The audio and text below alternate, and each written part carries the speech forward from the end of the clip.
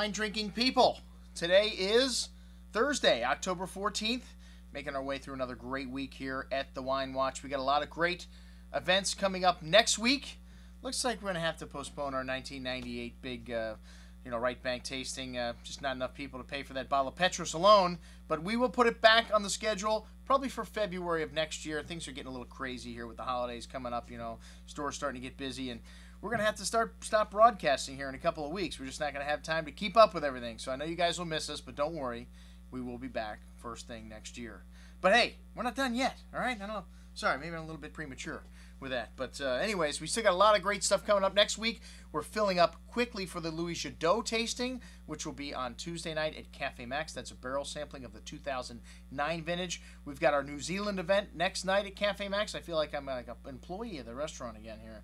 All right, and then Thursday night, we're going to be down at Trina Restaurant on Fort Lauderdale Beach, our first event with Chef Mark Militello, and that's what I've got to sell you today. We've got Augustin Jr. here. He's going to be on the beach at the Atlantic Hotel. We're going to be serving up some great food from Chef Mark Militello at Trina, and we're going to be tasting some of the block wines that go into Quintessa, the Quintessa's #1 wine in their portfolio. This is a winemaking family that goes back to Chile to find their origins, and who Augustin worked for the giant Conchitoro there and helped bring them into the limelight, and then left the country, came into work for several big companies here, Franciscan Estates being one of them, and then he purchased some land in the Rutherford Bench and developed this property, Quintessa, which is an absolutely stunning property. I have had a chance to visit the property, and they do make quite a bit of wine here, about 10,000 cases,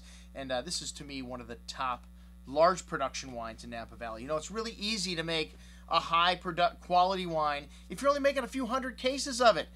Screaming Eagle, Colgan, well, Harlan makes about 2,000 cases. Sloan, a lot of these, Scarecrow, a lot of these tiny production wines that are getting big money today in Napa, they make less than 1,000 cases of. Well, like I said, it's really easy to make a great wine in that production level. Try doing it at 10,000 plus cases, which is where Quintessa is. This is one of the benchmark wines from the Napa Valley. Augustin, like I said, he's got wine in his blood. And Augustin Jr., what does that mean? He must have wine in his blood too, because he's the son of Augustin. So this is the first time I've got to meet Augustin. But Mark says he spent some time with him down in Chile, and we're looking forward to this event. We're also going to be tasting a few other wines. This Quintessa group has also picked up Flowers Winery along the Sonoma coast, one of the great producers of single vineyard Chardonnays and Pinot Noirs. And we're going to be showing their Adrian Gale 2006 Chardonnay at the reception, and this Illumination Sauvignon Blanc, one of the great Bordeaux-inspired Sauvignon Blanc style wines made in Napa Valley, even though it's in this bottle. To me, it does very reminiscent of a white Bordeaux, but the bottle doesn't follow through with that. But hey, it's made in Napa Valley. We do things different here in this country. Why?